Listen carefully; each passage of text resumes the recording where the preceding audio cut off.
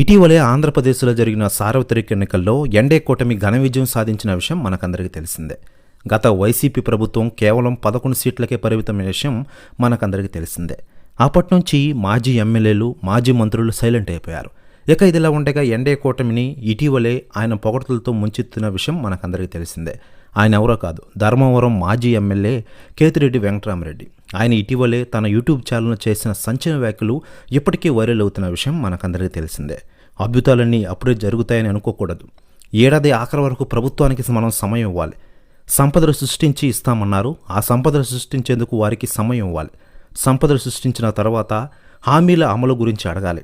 అలాగే ప్రభుత్వం అనేది పాలన చేయాలని కానీ వ్యాపారం చేయకూడదు. ఇసుక, మద్యం వ్యాపారాలు ప్రభుత్వం కాకుండా థర్డ్ పార్టీ చేయాలి. ఈ రెండు వైసీపీ ప్రభుత్వంలో జరిగిన పెద్ద తప్పులు. వీటి వల్లనే చెడ్డ పేరు మూటగట్టున్నామనే అపవాదు ఉందని సంచలన వ్యాఖ్యలు చేశారు కేతిరెడ్డి గారు. ఇక ఇదిలా ఉండగా చాలా రోజుల నుంచి అందుతున్న సమాచారం ప్రకారం కేతిరెడ్డి పవన్ కళ్యాణ్ గారి సమక్షంలో జనసేన పార్టీలో చేరుతున్నారట. ప్రెస్ న్యూస్ కూడా తెగ వైరల్ అవుతుండగా తాజాగా అందుతున్న సమాచారం ప్రకారం పవన్ కళ్యాణ్ గారి ఇంటికి కేతిరెడ్డి వెళ్తున్నారట. దీంతో ఒక్కసారిగా దద్దరిల్లాయట రాష్ట్ర రాజకీయాల్లో. ప్రెస్ న్యూస్ కూడా తెగ వైరల్ అవుతోంది ఆంధ్ర రాజకీయాల్లో.